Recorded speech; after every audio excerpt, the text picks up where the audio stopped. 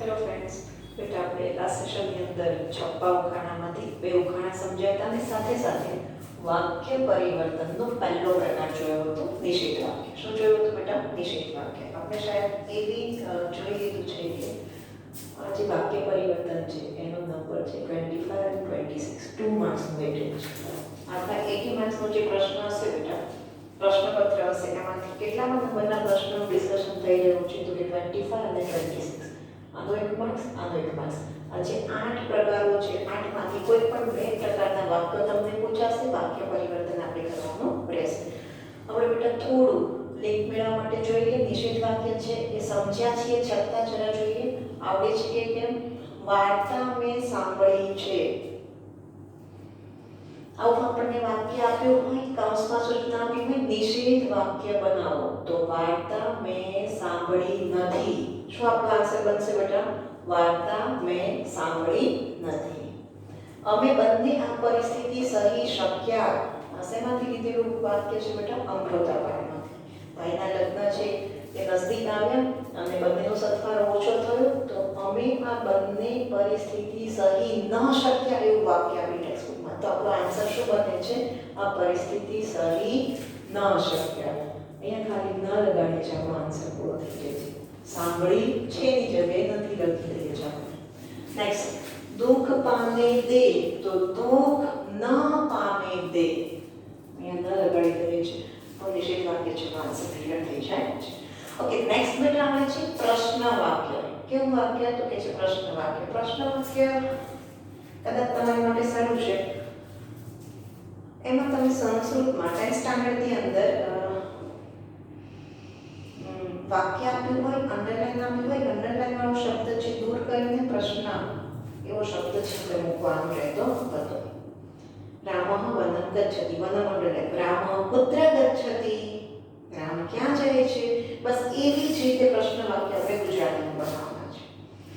દાખલા તરીકે બેટા આપણને આપ્યું હોય અલી ધીમે પગલે બહાર નીકળ્યો. તો હવે આપણે એનું પ્રશ્ન વાક્ય બનાવવું છે. તો અલી કેવા પગલે બહાર નીકળ્યો, અથવા તો અલી કેવી રીતે બહાર નીકળ્યો. Question mark. આ પ્રશ્નાર્થ વાક્ય છે. વાક્ય પૂરું થાય છે ત્યાં પાછળ પ્રશ્નાર્થ ચિહ્ન મૂકવું બેટા કમ્પલસરી છે, જરૂરી છે.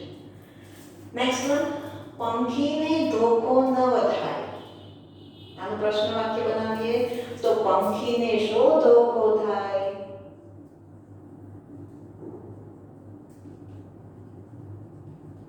આપણો પ્રશ્નાર્થ વાક્ય બનશે.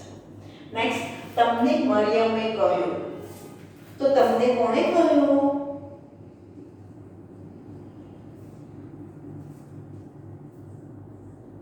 પ્રશ્નાર્થ ચિહ્ન કમ્પલસરી બેટા. પ્રશ્નાર્થ વાક્યમાં પ્રશ્નાર્થ ચિહ્ન આવવું જ જોઈએ. તો જ આપણો એક પોઈન્ટ છે કે સેફ સલામત છે.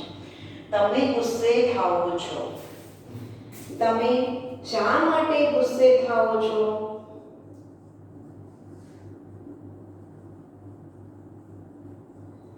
પ્રશ્નાર્થ ચિહ્ન. આ છે બેટા આપણા પ્રશ્નાર્થ વાક્યો. હવે આના સિવાયના કેટલાક વાક્યો છે આપણે જોઈએ જે પ્રશ્નાર્થ કરતા આવડે છે કે કેમ. પહેલી કવિતામાંથી નાવિક વળતો બોલ્યો.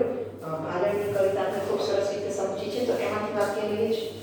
નાવિકે ગંગા જળથી રામના ચરણ પખાળ્યા.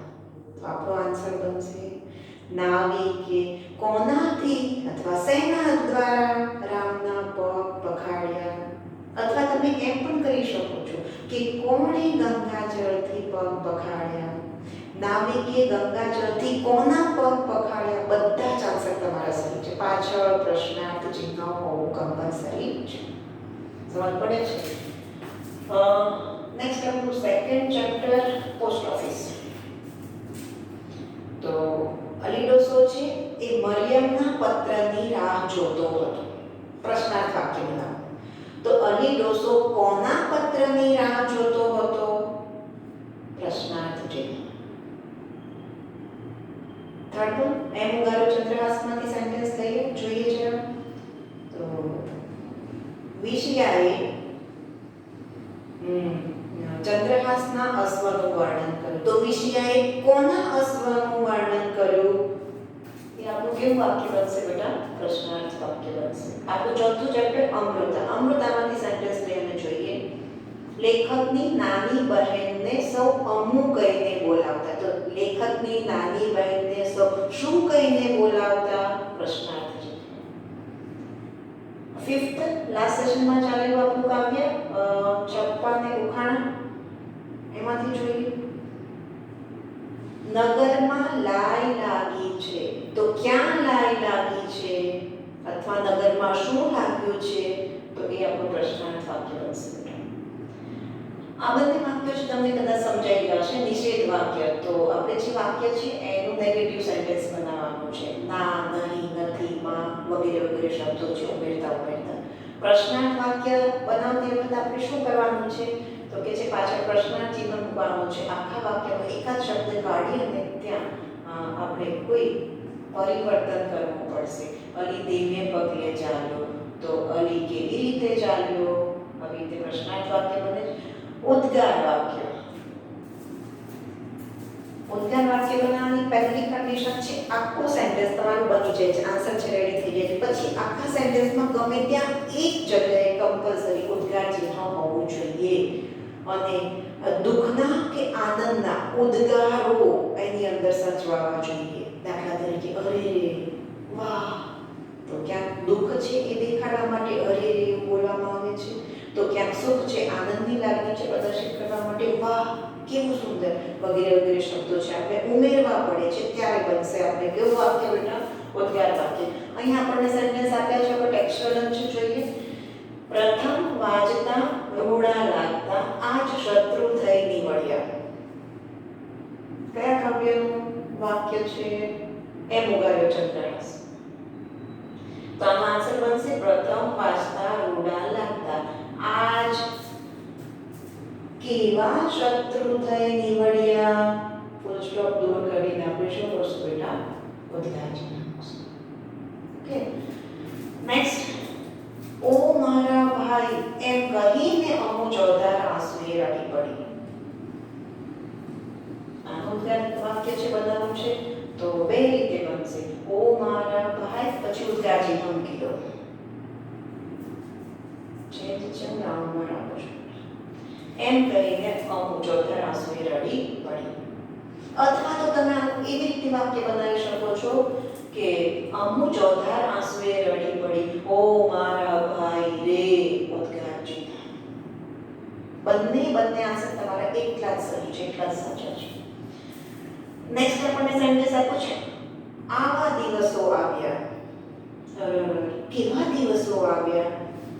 તો આન્સર શું બનશે બેટા? કેવા દિવસો આવ્યા? ઉદ્ગાર. નેક્સ્ટ. બાના ખોળામાં હૃદય દ્રવી ઉઠ્યું. કયું ચેપ્ટર? અમૃતા. બાના ખોળામાં હૃદય કેવું દ્રવી ઉઠ્યું? ઉદ્ગાર. તો આ બધા આપણા આન્સર બને છે. આવા ફેરફાર કરીએ છીએ તો આપણા ઉદ્ગાર વાક્ય બને છે. નેક્સ્ટ ફોર્થ વન, ચોથું સ્ટેપ આપણું આવે છે વિધાન વાક્ય. વિધાન વાક્ય સો ઇઝી, બહુ જ સહેલું એવું વિધાન વાક્ય છે. એમાં આપણે કરવાનું શું હોય છે? તો કે જે કોઈ પણ પ્રકારનું પ્રશ્નાર્થ વાક્ય હોય, ઉદ્ગાર વાક્ય હોય તો પ્રશ્નનો ભાવ દૂર કરવાનો, ઉદ્ગારનો ભાવ છે એ દૂર કરવાનો, આજ્ઞા હોય તો આજ્ઞાનો ભાવ દૂર, સિમ્પલ સેન્ટેન્સ બનાવી દેવાનું, સાદું. એને કહેવામાં આવે છે વિધાન વાક્ય. દાખલા તરીકે અહીં કંઈ તમારી મરિયમનું નામ નોંધી રાખ્યું છે? આ તો પ્રશ્નાર્થ વાક્ય છે. આપણે વિધાન વાક્ય બનાવવું છે. આની જગ્યાએ આપણે શું કરશું બેટા? અહીં તમારી મરિયમનું નામ નોંધી રાખ્યું છે. ખાલી એટલો જ ફરક. પ્રશ્નાર્થ ચિહ્ન છે એની જગ્યાએ આપણે શું મૂકશું બેટા? Full stop. એ બની ગયું આપણું વિધાન વાક્ય. કેવું વાક્ય બની ગયું બેટા? વિધાન વાક્ય. નેક્સ્ટ. મને 12મું વર્ષ ઉતરીને 13મું બેઠું. ઉદ્ગાર ચિહ્ન છે. અહીંયા પણ આપણે શું કરશું બેટા? તો કે છે ઉદ્ગાર ચિહ્ન કાઢીને ફૂલ સ્ટોપ મૂકી દઈશું આની જગ્યાએ. તો આ બને છે વિધાન વાક્યો. હજુ કેટલાક સેન્ટેન્સ લઈએ ટેક્સ્ચ્યુઅલ.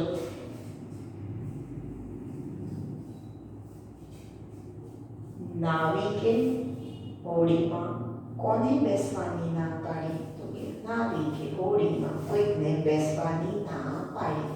વિધાન વાક્ય પણ થઈ ગયું. તમે શ્રી રામના મહિમાની વાત સાંભળી છે? પ્રશ્નાર્થ ચિહ્ન હશે તો આપણે વિધાન વાક્ય બનાવશું. તમે શ્રી રામના મહિમાની વાત સાંભળી છે. પ્રશ્નાર્થ ચિહ્ન દૂર થઈ જશે. આ વિધાન વાક્યમાં બેટા નિષેધનો ભાવ બી ન હોવો જોઈએ, પ્રશ્નનો ભાવ પણ ન રહેવો જોઈએ, ઉદ્ગારનો ભાવ પણ ન રહેવો જોઈએ, આજ્ઞાનો ભાવ પણ ન રહેવો જોઈએ, સંભાવનાનો ભાવ પણ ન રહેવો જોઈએ, ક્રિયાતિપત્યનો ભાવ પણ ન રહેવો જોઈએ. એકદમ સિમ્પલ સેન્ટેન્સ બનાવી દઈએ છીએ આપણું બની જાય છે વિધાન વાક્ય. કેટલા પ્રકારના વાક્યો જોયા બેટા? તો કે છે 4 પ્રકારના. કયા 4 પ્રકારના વાક્યો જોયા? નિષેધ વાક્ય, પ્રશ્નાર્થ વાક્ય, ઉદ્ગાર વાક્ય અને વિધાન વાક્ય. આ 4 પ્રકારના વાક્યોમાંથી હવે હું તમને કોઈ પણ એક વાક્ય આપું છું. એ વાક્ય છે એ સૂચના પ્રમાણે તમારે પરિવર્તન કરવાનું રહેશે. રેડી? વાક્ય છે આપણું ઉંદર શોર કરે છે. ઇન્સ્ટ્રક્શન છે બ્રેકેટમાં ઉદ્ગાર વાક્ય બનાવો. અરર ઉંદર કેવા શોર કરે છે? ઉદ્ગાર ચિહ્ન આપણે મૂકીએ છીએ તો એ આપણું ઉદ્ગાર વાક્ય સાથે. Next one. કવિએ દર્પણને અરીસો કહ્યો છે. સૂચના છે પ્રશ્નાર્થ વાક્ય બનાવો. કવિએ દર્પણને શું કહ્યો છે? તો એ શું બની ગયું? આપણું પ્રશ્નાર્થ વાક્ય બની ગયું. ઓકે. પછી નિષેધ વાક્ય બનાવો એવું આપણને કહેવામાં આવ્યું હોય. નાવિકનું નામ કેવળ હતું. સૂચના છે નિષેધ વાક્ય બનાવો. તો નાવિકનું નામ કેવળ ન હતું. હતુંની જગ્યાએ શું થઈ જશે? ન હતું. તો ના, નહીં, ન, મ જેવા શબ્દો લાગે છે તો એ પોઝિટિવ સેન્ટેન્સ કેવું બની છે? નેગેટિવ બની જાય છે. ઓકે. તો આ 4 પ્રકારના વાક્યો છે તમને સરસ રીતે સમજાઈ ગયા હશે. અને હવે બહુ જ અગત્યના 1, 2, 3 અને 4 આ 4 વારંવાર પૂછાતા એવા વાક્યો તરફ આપણે જઈ રહ્યા છીએ. પહેલો પ્રકાર મીન્સ 5મો પ્રકાર છે આજ્ઞાર્થ વાક્ય. જેમાં આજ્ઞાનો ભાવ રહેલો હોય છે તેને આજ્ઞાર્થ વાક્ય કહે છે. માસ્તર સાહેબ મારી મરિયમનો કાગળ છે એવું કહ્યું છે અને સૂચના આપણને મળી છે આજ્ઞાર્થ વાક્ય બનાવો. તો આપણે આજ્ઞાનો ભાવ અંદર ઉમેરવાનો છે. કેવી રીતે? જુઓ. માસ્તર સાહેબ મારી મરિયમનો કાગળ આપો. શું થશે? આજ્ઞાનો ભાવ. આ બધી વસ્તુ એની જ રહેશે. કાગળ છે એની જગ્યાએ શું થઈ જશે? કાગળ આપો. આપણો આન્સર બનશે. નેક્સ્ટ. નિંદ્રાવસ્થી કેમ ઉઠાડું? આ તો પ્રશ્નનો ભાવ છે. આપણે આજ્ઞાનો ભાવ અંદર ઉમેરવો છે. નિંદ્રાવસ્થી ઉઠાડો. આજ્ઞા કરવાનું છે, ઓર્ડર કરવાનું છે. ઉઠાડોની જગ્યાએ શું થઈ જશે બેટા? ઉઠાડો. નેક્સ્ટ. બા મારા ગળામાંથી સોનાની કંઠી કોણે કાઢી? પ્રશ્નાર્થ છે. આપણે આજ્ઞાર્થ બનાવવું છે. બા મારા ગળામાંથી સોનાની કંઠી કાઢી લે. આજ્ઞા કરે છે. કોણ કોને બેટા? અમૃતા છે માતાને. કાઢીની જગ્યાએ શું આવશે? કાઢી લે. નેક્સ્ટ. ચતુર્નર તને ચેતવું એક અચરત મેં દીધું. ચતુર્નર તને ચેતવું નહીં. ચતુર્નર તું ચેત. આજ્ઞા થઈ. એક અચરત મેં દીધું તો એક અચરત તું દીઠ. આજ્ઞા કરી. આમાં ફેરફાર થાય છે આજ્ઞામાં. એ પ્રશ્નનો ભાવ હોય કે ઉદ્ગારનો ભાવ હોય, આપણે એમાં કયો ભાવ ઉમેરી દેવાનો ઉમેરી દેવાનું છે. વિશ્વામિત્રએ કહ્યું કે તું રામના ચરણ ગંગાજળથી પખાળજે. આજ્ઞા બનાવો. વિશ્વામિત્રએ કહ્યું તું રામના ચરણ ગંગાજળથી પખાળ. આજ્ઞા થઈ ગઈ. પખાળજે નું શું થયું? પખાળ. આવી રીતે બને છે બેટા આજ્ઞાર્થ વાક્ય. રાઈટ? આજ્ઞાર્થ વાક્ય સમજાઈ ગયા છે? હજુ એક ઉદાહરણ છે.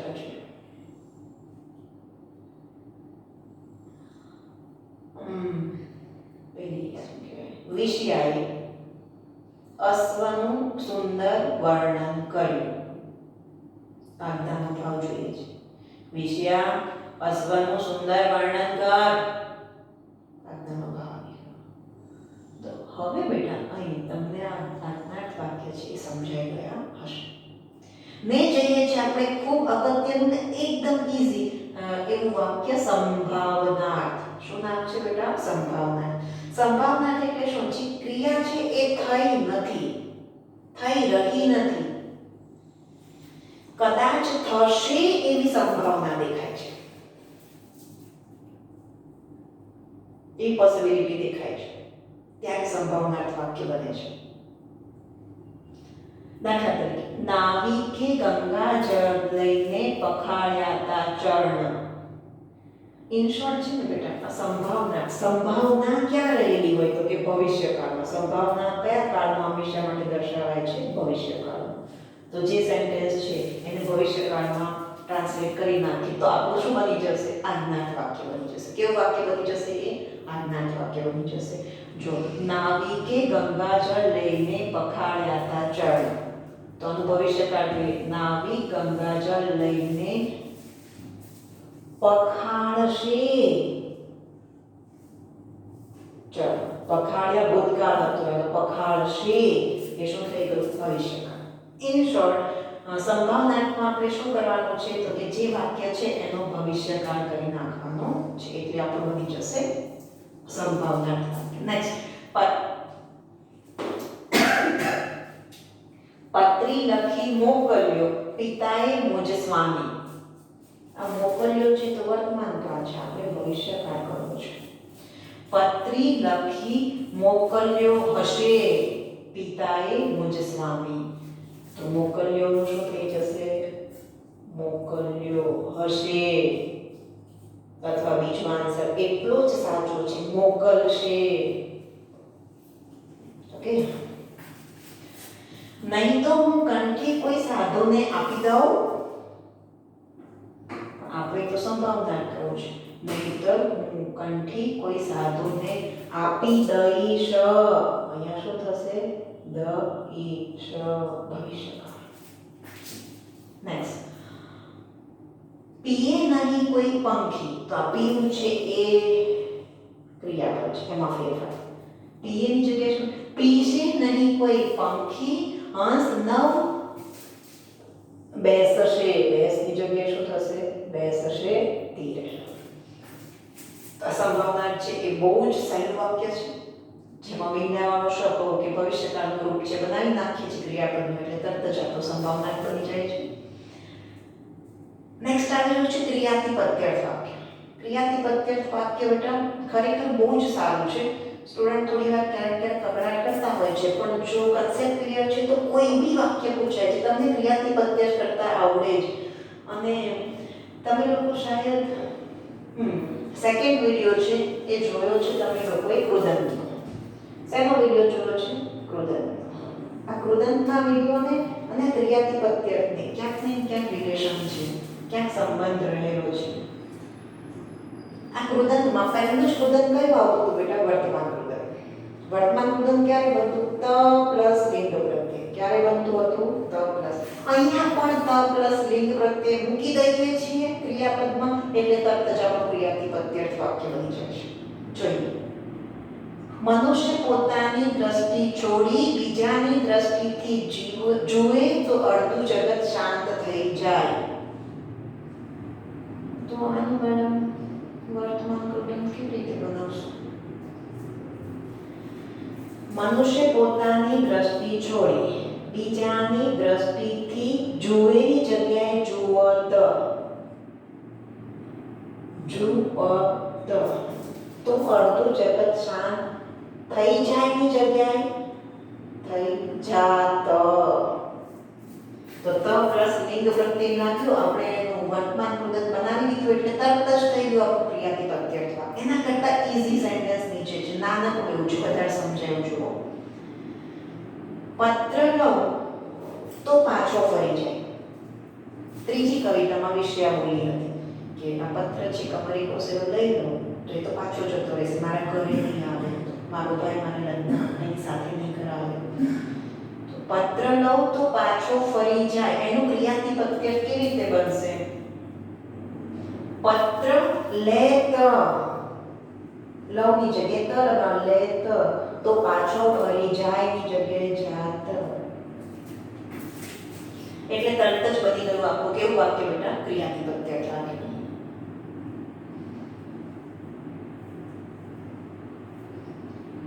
ગરમી થાય વરસાદ આવે, ગરમી થાત તો વરસાદ આવત.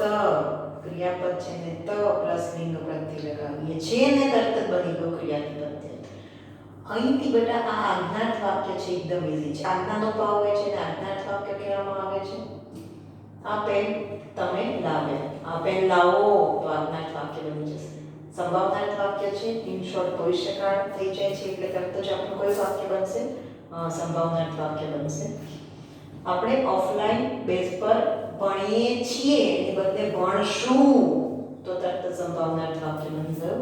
ક્રિયાથી પ્રત્યય વાક્ય છે એને કોની સાથે રિશ્તો છે? તો કે વર્તમાન કૃદંત સાથે રિશ્તો છે.